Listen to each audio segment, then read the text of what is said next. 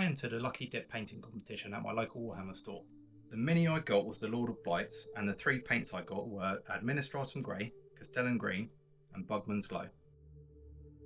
The rules were that you could use any paints, but the three that you got out of the lucky dip had to be your main colours. I wanted to do it as much as possible with just the three paints, so planned to rely on mixing the paints to create any other colours I would need. Let's see what I did. So the Lord of Blights is assembled and pre-painted. So I've used my normal underpainting technique. Only difference is this time, instead of using Nuln Oil, I've used Druchii Violet to give it a nice purple undertone. So now it's ready for painting. So first up, I'm going to tackle the skin, and as it's a 3-colour challenge, I'm going to begin with Administratum Grey. That's going to be the skin colour, or the main skin colour anyway. And what I'm going to do is thin that down using some contrast medium in order to make it like a glaze, so that I can use a normal hybrid slap chop method.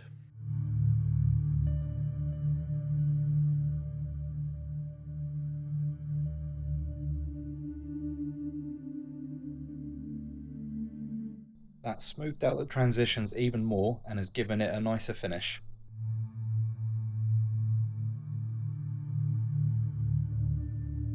Next is Castellan Green, which I will be using as the main colour on this mini. Again, I'll be mixing it with contrast medium to create a nice flowing glaze that will help me make the most of my underpainting. I painted this on all of the armour on the mini, being careful not to get it on any other details. Brush control is important with this technique. Using this method has given it a nice muted tone, which I think works well for the Lord of Blights. Keeping the glaze thin means that you can add layers on any part of the mini that you want to look more saturated, and the transitions will still look really smooth.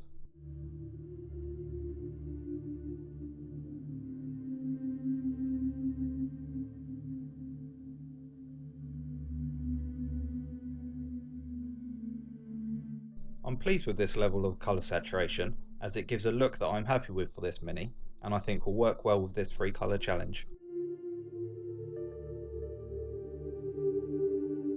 For the wood on his back, I mixed Bugman's Glow with the Castellan Green until I got a brown tone that I was happy with. Then I mixed in some contrast medium in order to create a nice glaze, and applied it to the wooden parts in thin layers until I was happy with the look. It was fairly quick to mix this colour for the wood, and turned out even better than I was expecting. For the straps and cloth, I decided to use Bugman's Glow, which I just thinned down with contrast medium and painted it on until I was happy with the level of saturation. I also used it for the flesh parts of the heads he has collected. I think this was definitely an effective method to use for this challenge.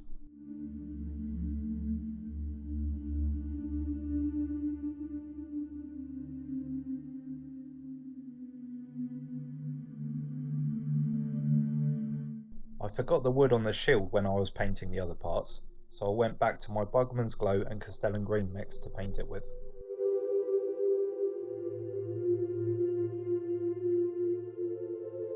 For the maggots on his belly, I mixed some Administratum Grey into Bugman's Glow and then thinned it down with the contrast medium and painted it on the same way as I have previously.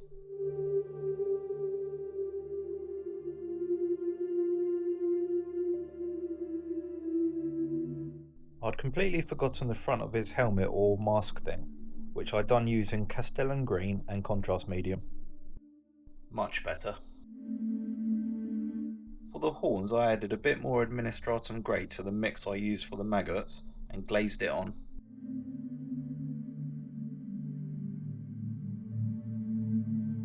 To add a bit more depth and to help separate the parts, as the tones will be very similar due to only using 3 paints, I decided to use Stormhost Silver and mix it with contrast medium. This enabled me to glaze it on thinly to give a metallic undertone without getting rid of any of the shadows or highlights that I had established with my underpainting. I did this for all of the metal parts that haven't had any colour added to them yet.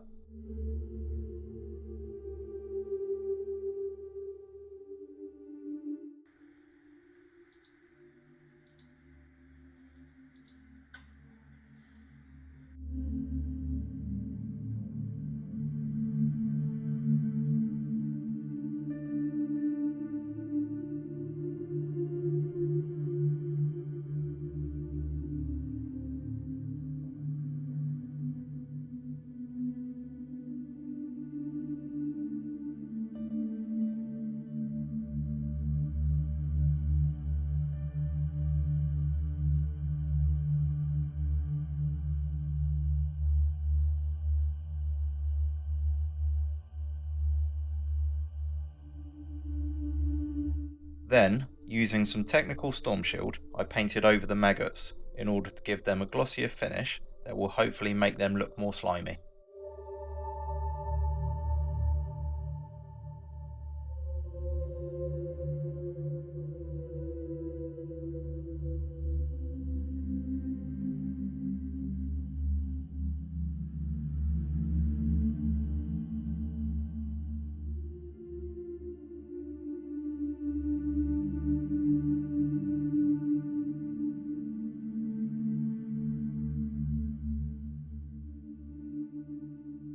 Thanks for watching, like and subscribe, and I'll see you in the next one.